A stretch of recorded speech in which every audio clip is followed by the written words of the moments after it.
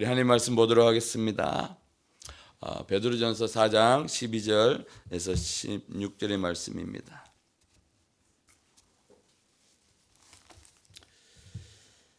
말씀은 신약성경 베드로전서 4장 12절에서 16절의 말씀입니다.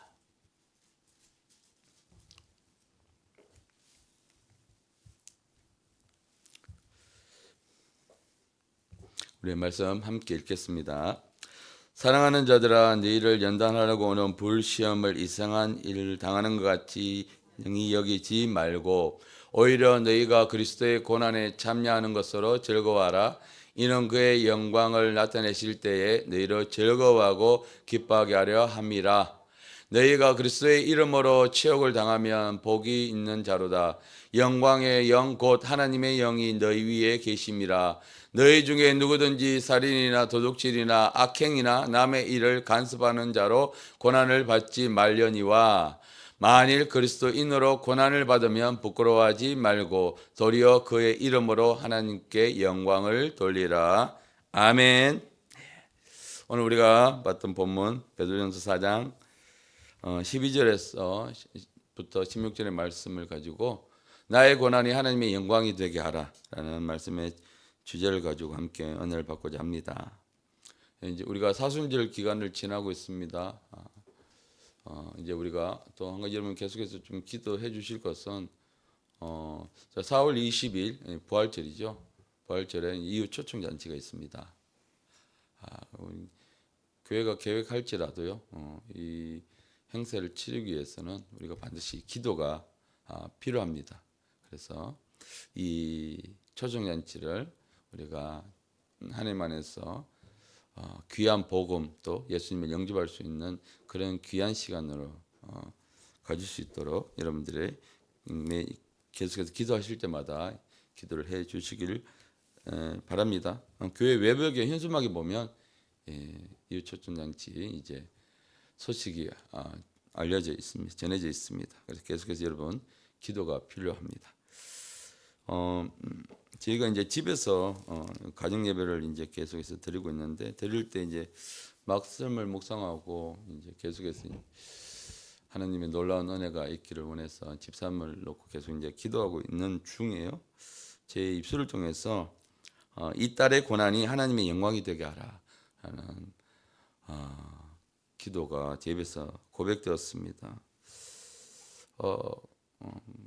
그래서 이 기도를 끝난 후에 이 말씀을 가만히 제가 묵상하고 생각을 해보니까 정말 하나님 우리에게 주시는 고난에는 이유가 있구나. 모든 우리가 살아가는 일, 또 우리가 생기는 일 가운데 그 일이 우리에게 좋은 일이든 혹은 나쁜 일이든 우연하게 되는 일은 없는 것입니다. 그리스도인은 운을 믿으면 안 되는 것이죠. 모든 일이 하나님의 필연하고 계획하심 속에 일어나는 것이지 우연하게 혹은 재수로 좋은 일이 나에게 생기고 심지어 길을 가다가 돈을 줍는 일을 할지라도 내가 재수 좋아서 돈을 줍는다든지 그런 일은 절대 없는 것입니다. 그래서 우리는 절대 운을 믿는 사람이 아니라 우리는 하나님을 믿고 말씀을 따라서 그래서 우리에게 일어나는 모든 일들이 당연히 반드시 이유가 있다. 고난도 마찬가지인 것입니다. 하나님의 이유가 있겠구나라는 것을 깨닫게 되었고요. 그러면 이 고난은 그리스도인에게 왜 일어나는가? 이 고난을 통해서 하나님께서 영광을 받기 위해서 라는 것을 제가 그 입술의 고백을 통해서 깨닫게 되었습니다. 여러분 요한복음 9장에 보면요. 9장 1절에 보면 이 날 때부터 맹인으로 앞을 못 보는 사람 태어난 사람이 이야기가 나옵니다. 그래서 제자들은 예수님께 묻습니다. 예수님, 아니 이 사람은 날 때부터 이 맹인이 된 것은 도대체 누구의 잘못입니까? 부모의 잘못입니까? 아니면 이 사람의 잘못입니까? 아니면 이 사람이 재수 없이 태어난 것입니까? 이런 식으로 묻습니다. 9장 2절 보니까 제자들이 물어 이르되 랍비여 이 사람이 맹인으로 난 것이 누구의 죄로 인함입니까? 자기니까 아니면 부모입니까? 라고 묻자 예수님은 그들에게 분명히 이렇게 대답하십니다. 함께 읽겠습니다. 예수께서 이르시되 이 사람이냐 그 부모의 죄로 인한 것이 아니라 그에게서 하나님이 하시는 일을 나타내고자 함이라. 아멘. 예. 이 사람이 이런 장애를 가지고 태어난 것이 누구의 죄 때문에, 그러니까 그 당시에는 문둥병이든 병이 있을 때는 유대인들은 그렇게 생각했죠. 이건 하나님부터 저주를 받았어. 이렇게 된 것이다. 특별히 문둥병 같은 경우에는 물론 이제 구약에서는 이제 문둥병이 하나님의 저주 때문에 일어난 일이라는 것이 나옵니다. 그래서 이제 그렇게 생각을 해서 이렇게 물어보는데 예수님 분명히 말씀하십니다. 이게 그 사람이 죄로 인한 저주가 아니라 하나님이 하실 일을 나타내고자, 누구에게? 그 사람에게 나타내고자 하십니다. 그래서 하나님께서 이 일을 통해서 영광을 받으시기 위해서요. 영광을 받으시기 위해서. 세상 사람들은요, 우리를 통해서 하나님을 보게 됩니다. 그래서 우리가 당하는 고난을 어떻게 극복해 가는가, 그것을 세상 사람들은 지켜보고 있는 것이죠. 보면서 이 사람이 거기에 역사하는 하나님을 보게 됩니다. 그럼 우리는요, 이 고난을 어떻게 풀어가야 되는가? 지금 내가 당하는 고난을 나는 어떻게 풀어가야 되는가? 옆에 예수를 믿지 않은 나를 알고 있는 사람들이 그것을 지켜보고 있다는 것이죠. 이걸 어떻게 풀어가야 되는가? 그러면 우리는 이 고난을 어떻게 풀어가야 되는가? 맞습니다. 바로 하나님의 방식으로요. 하나님의 방식으로 풀어가야 됩니다. 저희 집사람 아는 지인도 지금 저희 집사람의 사정을 너무나 지금 잘 알고 있어서 안타까워하고 있는데, 근데 지금 극복해가는 자세와 또 그 모습들을 보면서 그 사람도 많은 위로를 받고 있는 것이죠. 이런 고난 가운데 있을 때 좌절하고 낙심하고 있는 것이 아니라 오히려 그를 통해서 하나님을 그 사람에게 전하고 있기 때문에, 그래서 우리는요, 우리가 당한 고난을 우리는 내 방식이 아닌 하나님의 방식으로 우리는 풀어가야 하는 것입니다. 그래서 우리가 그 사람의 장애의 고난을 통해서요, 하나님의 치유하심을 하나님 사람들에게 보여주듯이 우리가 고난을 극복하는 과정을 통해서 우리는 하나님께 영광을 돌려드려야 하는 것입니다. 여러분, 우리의 고난은요, 하나님의 영광을 받기 위해서 존재한다면 하나님은요, 반드시 고난을 이기게 해 주십니다. 고린도전서 10장 13절 말씀, 사람이 감당할 시험 밖에는 너희가 당할 것이 없나니 오직 하나님은 미쁘사 너희가 감당하지 못할 시험 당함을 허락하지 아니하시고, 그러니까 우리에게 주는 고난은요, 이 사람이 능히 감당할 수 있게 하나님이 허락하십니다. 때로는 연단하신다는 것이죠. 그러면서 시험 당할 쯤에 또한 그 피할 길을 내사 너희로 능히 감당하게 하시느니라. 아멘. 우리가 정말 우리를 고난을 통해서 하나님의 영광을 받으시기 원하신다면 하나님 반드시 이 고난을 우리에게 이길 수 있는 힘과 또 그 길을 반드시 열어 주신다는 것이죠. 저희 집사람이 오랫동안 먼저 공황증을 계속 이제 알아왔습니다. 그러다가 엎친 데 겹친 격으로 이 돌발성 난청까지 이제 질병이 찾아왔습니다. 거의 직장 생활을 지금 하고 있는 직장에서 한 40년 가량 이제 직장 생활을 하면서 제대로 맘 놓고 쉬어본 적이 거의 없습니다. 사역자의 배우자로서 여러 가지 환경 때문에, 그래서 40년이라는 시간 동안 이제 직장 생활을 하다 보니까 지칠 대로 지쳤는데 가면 갈수록 건강해지는 것이 아니라 이게 또 다른 질병이 찾아오면서 정말 지칠 대로 지쳐 있는 그 상황이었습니다. 그런데 오늘 이 고린도전서 10장 13절 말씀처럼 하나님은요, 그 사람이 감당할 시험을 허락하시는 허락하시더라고요.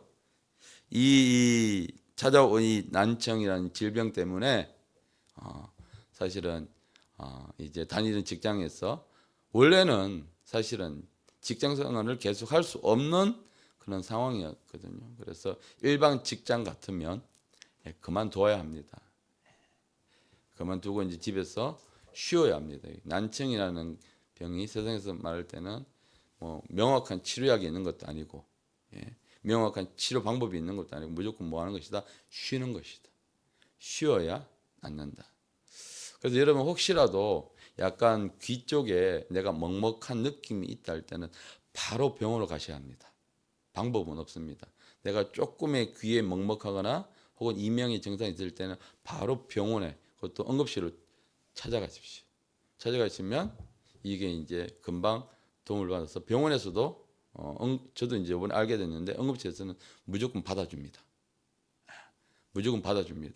왜냐하면 이 난청이라는 게 시간을 다투는 골든 타임이 있기 때문에 바로 찾아가지 않고 내가 며칠을 그냥 괜찮겠지 하다가 하다 보면은 이제 귀에 청력을 손실할 수 있는 상황까지 가기 때문에 혹시라도 내가 귀가 먹먹하다라는 조금의 증상이 있을 때 먼저 응급실로 찾아가라고 의사들이 그렇게 이야기를 해주는 것을 제가 요번에 이제 저도 알게 되었습니다.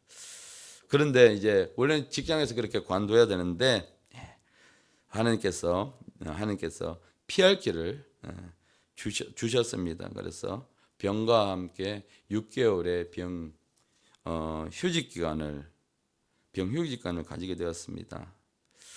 사실은 완전히 이제 직장을 그만두고 이제 쉬어야 하는데 여러 가지 형편상 그렇게 할 수 없는 상황이었습니다. 그런데 하나님께서 정말 이런 정말 극한의 고난에 왔을 때에 하나님께서 그 사람에게 피할 길을 주셨습니다. 오히려 한 40년 동안 제대로 쉬어보지 못했던 그 기간 하나님께서 쉴 수 있는 시간도 주셨고 그리고 영적으로도 회복할 수 있는 그 시간을 주셨습니다. 그래서 여러분 우리에게 당하는 고난이요 결코 우리를 하나님께서 그냥 막다른 골목으로 궁지로 몰아가는 그런 일은 절대 없습니다. 반드시 하나님은요 그 고난을 허락하시거나 혹은 우리에게 이 연단을 주실 때에 반드시 피할 길을 같이 예비하여 주신다는 것입니다.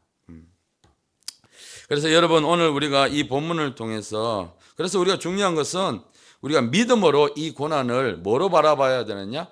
축복으로 하나님이 우리에게 주시는 축복으로 바라볼 때 우리는 이겨 나갈 수가 있게 되는 것입니다. 오늘 우리가 함께 읽었던 본문을 통해서요 우리가 어떻게 하면 우리에게 온 이 고난이 하나님의 영광이 될 수 있게 하는가를 한번 살펴보고자 합니다. 오늘 우리가 읽었던 이 본문은 우리에게 기쁜 위로와 소망을 줍니다. 우리가 겪는 어려움 속에서 하나님 뜻을 발견하게 해주는 것이 바로 오늘 우리가 읽었던 12절에서부터 16절의 말씀입니다. 먼저 12절 말씀에 베드로는 이렇게 고백합니다. 사랑하는 자들아 너희를 연단하려고 오는 불시험을 이상한 일로 당하는 같이 이상하게 여기지 말라. 먼저 베드로는요 우리가 당하는 고난의 의미에 대해서 말하고자 합니다. 먼저 불시험이라는 단어가 나오는데 불시험은요 그냥 우리가 지금 고통 가운데 하나님 우리를 넣는 그런 시험이 아니라 여러분 금을 캐면 원석이 있지 않습니까? 그 원석의 안에는 금도 포함되어 있지만 불순물도 포함되어 있단 말입니다. 그러면 이 순금을 얻기 위해서 어떻게 해야 합니까? 강한 불에 원석을 녹여서 불순물을 태워버리고 거기서 99.99%의 정금을 얻는 과정. 이것이 이 단어가 바로 이 불시험의 의미가 여기 있습니다. 그래서 금속을 녹여서 순수한 그 금속을 얻기 위해서 불순물을 제거하는 과정이 바로 이 불시험이라는 것입니다. 그래서 이 시험을 통해서 하나님께서 우리가 아직 제거되지 못한 우리 속에 이 불순물들을 제거하는 과정, 또 신앙적으로 아직 어린 사람들을 하나님께서 이런 과정을 통해서 더 단단하게 세우는 그 과정, 그래서 결코 불시험이 우리를 낭망하거나 무너뜨리는 그런 그냥 고난의 과정이 아니라 우리를 더 단단하게 세우기 위한 반드시 필요한 과정이다. 이 과정을 거치지 않으면 99.9%의 금은 될 수 없는 것처럼 하나님께서 우리를 연단하시고 주는 이 불시험은요. 그래서 우리는 이상한 일로 생각하지 말라고 하는 것입니다. 이상하게 여기지 말라고 하는 것입니다. 바로 이것이 뭐다? 우리를 더 단단하게 하기 위한 하나님의 계획하심에 있는 것이라는 것입니다. 그래서 우리는요, 고난을 우리가 좌절하거나 절망할 문제가 아니라 하나님의 계획이 있구나. 각 사람에게 오는 고난의 깊이와 무게와 또 강도가 다 다르죠. 다릅니다. 어떤 사람에게는 정말 한 가지가 아니라 두 가지, 세 가지 이상 겹쳐서 올 때도 있는데 오늘 고린도전서 10장 13절의 말씀처럼 감당할 수 있으니까 하나님이 그 사람에게 주시는 거고요. 그 고난의 무게만큼 더 큰 축복이 하나님 예비하고 있다는 것을 여러분 믿음으로 받으시길 바랍니다. 아멘. 여러분 징계하지 않는 자녀, 여러분 자녀를 키우면서 자녀를 한 번도 나는 징계하지 않았다. 없죠. 정말 자식을 사랑한다면 자식이 잘못된 것을 그냥 두고 보지 않습니다. 말로 하다가 잔소리를 하다가 안 될 때에는 매를 댈 수밖에 없는. 그런데 그 매를 댈 때 부모의 마음은 어떻습니까? 결코 편안하지 않죠. 편하지 않습니다. 저도 막 화가 나서 매를 댔다가도 대고 나면요. 자고 있는 녀석을 보게 되면 참 애처롭습니다. 내가 왜 그랬을까? 참을 수도 있었는데라는 그런 마음이 들죠. 히브리서 12장 8절 말씀이에요. 12장 8절 말씀에 징계는 다 받는 것이거늘 너희에게 없으면 사생자요 친아들이 아니니라.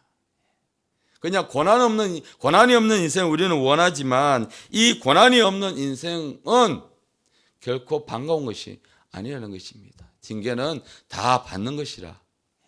그래서 네가 징계가 없으면 사생자라고 합니다. 부모가 자식을 징계하는 것은 당연한 것처럼 우리가 하나님의 자녀이기에 하나님 우리에게 고난을 허락하시고 또는 연단을 통해서 불시험을 우리에게 주시는 것입니다. 그래서 이 연단은요,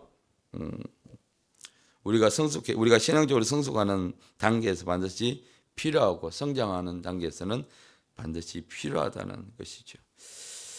여러분, 이 독수리가 새끼를 훈련하는 방법이 있어요. 여러분, 어린 새끼가 이제 스스로 먹이를 먹고 날 정도로 자라게 되면 이제 이 어미 독수리는요, 먼저 둥지를 아주 어지럽게 만든답니다. 그래서 더 이상 어린 새끼가 둥지에서 편안하게 안주하지 않도록 일단 둥지를 아주 혼란스럽게 어지럽게 만들어서 불편하게 만들어 놓고요. 그 다음에 이제 어미 독수리는 새끼를 둥지에서 밀어냅니다. 그리고 그 높은 보통 독수리의 둥지가 절벽이 아주 높은 곳에 있기 때문에 그 둥지 밖으로 이제 어느 정도 큰 새끼 독수리를 밀어 떨어뜨려 버립니다.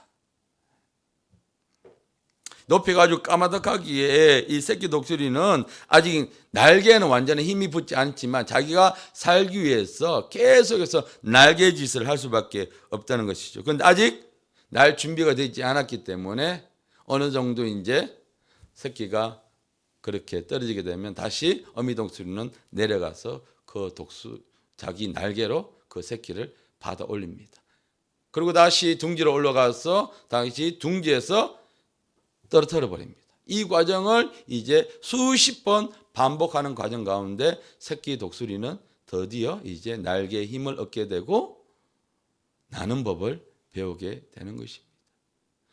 어미 독수리가 새끼가 너무 안타깝고 불쌍해서 그냥 품고만 있다면 이 새끼 독수리는 절대 나는 것을 배울 수가 없습니다.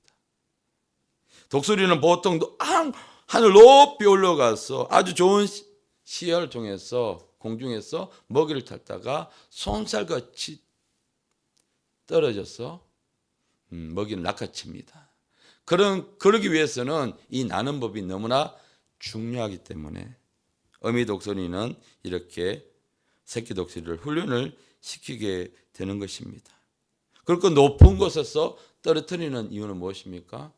충분히 어미 독수리가 새끼 독수리를 받아주고 보호할 수 있는 능력이 있기 때문에 그렇게 훈련을 시키는 것입니다.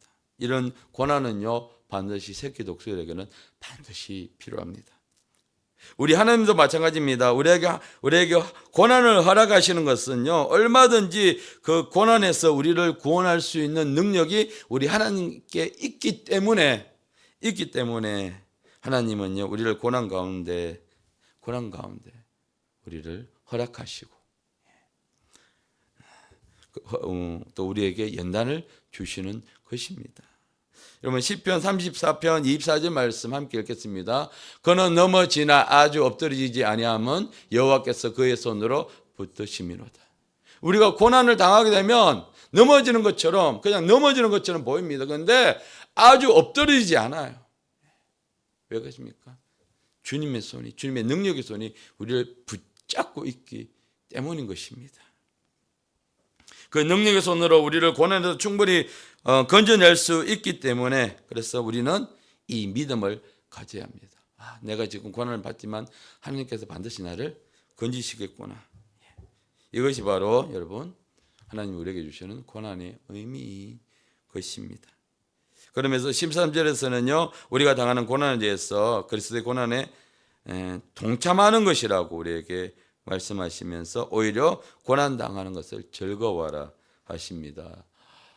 오히려 너희가 그리스도의 고난에 참여하는 것으로 즐거워하라. 이는 그의 영광을 나타나실 때에 너희로 즐거워하고 기뻐하게 하려 함이라. 여러분 이게 얼마나 영광스러운 일입니까? 우리의 정말 이 작은, 물론 각 개인에게는 엄청난 고난이지만 이 작은 고난을 우리가 감당하면서 우리가 상상할 수 없는 이 그리스도의 고난에 우리가 동참할 수 있다는 그 영광이요. 정말 우리는 그래서 우리에게 오는 고난이 주님 하나님께 허락하신 축복이 온다는 기쁨도 있지만 내가 예수 그리스도의 고난에 아주 미약하게로만 내가 참여할 수 있다는 그 영광이 있다는 것에 대해서 우리는 기뻐하고 또 즐거워해야 하는 것입니다. 또 우리가 즐거워하고 기뻐할 수 있는 것은 그 고난을 통해서 주신 하나님의 복과 이 고난은 비교가 안 된다는 것입니다. 나에게 오는 이 고난은요 장차 우리에게 주실 그 축복과 비교가 되지 않기 때문에 그래서 그것을 믿는 사람들은요 고난 때문에 내가 낙심하거나 실망하거나 마음이 무너져 있는 것이 아니라 고난아 와라 더 깊이 와라 그러면 나에게 주신 하나님의 그 축복의 양이 더 큼을 믿기 때문에요 기뻐하고 즐거워하는 것인데 여기서 기뻐하고 즐거워하는 것이 당신이 내가 그냥 좋은 일이 생겨서 기뻐하는 정도가 아닙니다. 여기서 이 단어의 의미는 그냥 환호성을 지르는 거예요. 그러면서 기뻐하며 뛰듯이 기뻐하는 것, 열광하는 것 그런 의미로 사용된 단어가 바로 여기서 즐거워하고 기뻐하는 의미가 있는 것입니다. 그래서 고난을 당하면 우리는요 좌절하고 낙심하고 도망가는 것이 아니라 감사함으로 우리가 나와야 합니다. 그런데요 내가 억지로 기뻐하거나 즐거워할 수 있는 일이 아니기에 여기 그 영향에 우리 성령께서 우리의 마음을 만져주시고 우리가 기뻐할 수 있도록 우리들의 마음을 세워주시는 것입니다. 14절 후반절을 보니까 영광의 영 곧 하나님의 영이 너희 위에 계심이라. 우리가 고난 가운데 있을 때에 나 혼자 있는 것이 결코 아니라는 것입니다. 성령께서 우리들 마음을 지켜주고 계신데 우리가 그것을 믿고 성령을 의지하면 되는데 우리가 놔버리니까 포기해버리니까 도망가버리니까 우리가 숨어버리니까 성령님도 어쩔 수 없는 것입니다. 여러분 싫어하는 사람한테 자꾸만 쫓아가면 그게 뭐가 됩니까? 스토킹이 되는 것이죠.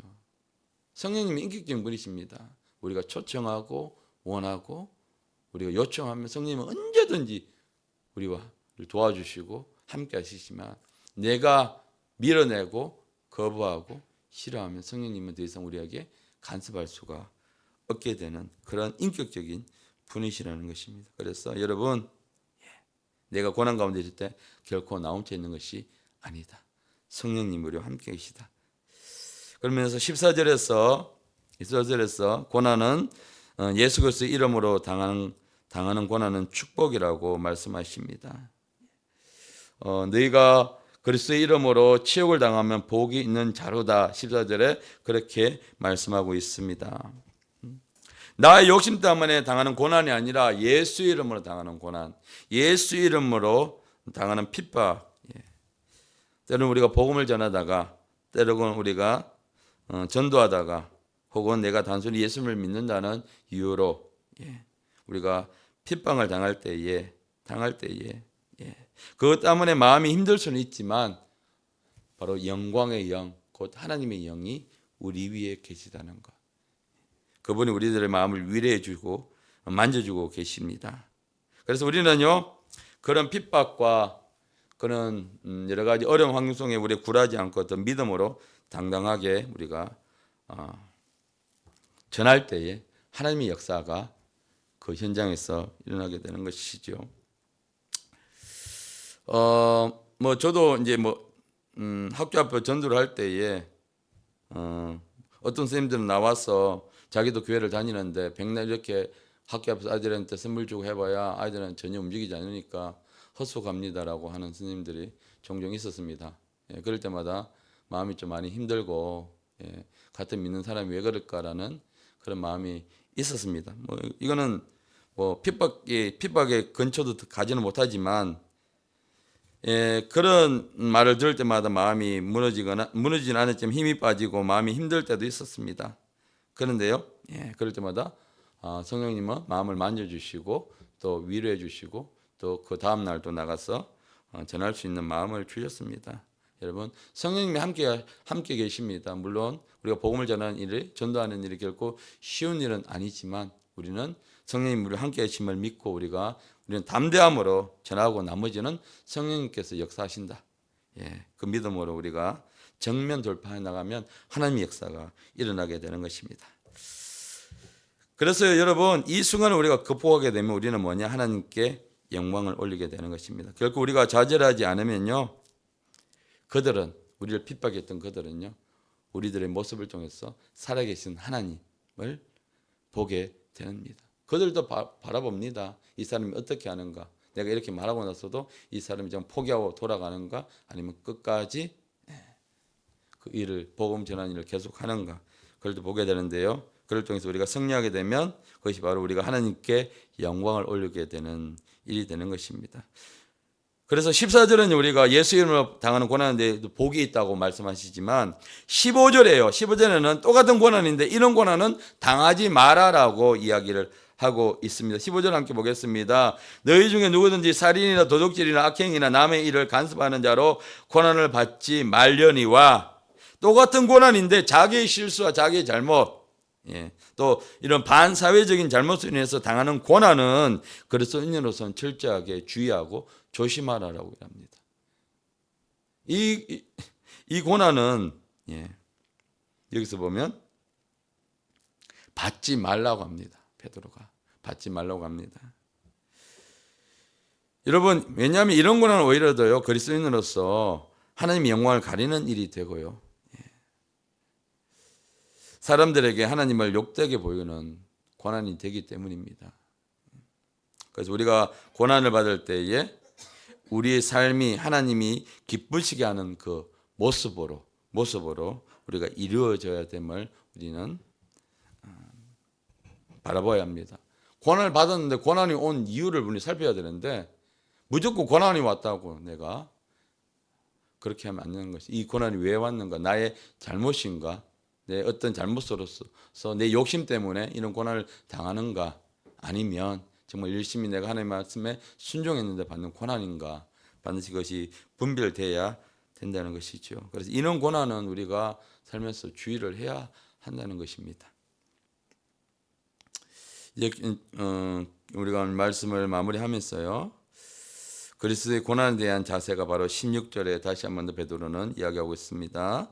우리 16절 말씀 함께 읽겠습니다. 만일 그리스도인으로 고난을 받으면 부끄러워하지 말고 도리어 그 이름으로 하나님께 영광을 돌려라. 아멘. 이 그리스도인들이 바로 고난에 대한 이 자세인 것입니다. 우리가 고난을 극복해 나가는 모습을 통해서 세상 사람들은 바라보고 있습니다. 지켜보고 있습니다. 저 사람이 저 어려움을 어떻게 극복하는가, 저 어려움 때문에 나를 못 살게 굴고 힘들게 하거나 그렇게 하는 것이 아니라 이 사람이 정말로 믿음 안에서 정말로 하나님 말끝마다 하나님이 도우신다, 하나님이 도우시는데 정말로 하나님이 도우심으로 이것을 극복해 가는가. 옆에 있는 사람들은 본단 말이죠. 물론 그 사람들이 하는 말들이 다 부정적인 말을 쏟아내지만 그 말을 쏟아내면서도 그 사람들은 보고 있다는 것이죠. 그래서 우리는요 담대하게 우리가 이 고난을 극복하는 하나님을 의지해서 이 고난을 극복하는 모습을 보여줌으로써 그들에게 오히려 더 이 고난을 통해서 하나님을 전할 수 있는 기회가 될 수 있다는 것입니다. 그래서 우리는요 이 고난이 찾아왔을 때 믿지 않는 사람들에게 복음을 전할 수 있는 수단이 돼야 한다는 것입니다. 여러분 지금 자영업자들 굉장히 어렵죠. 예.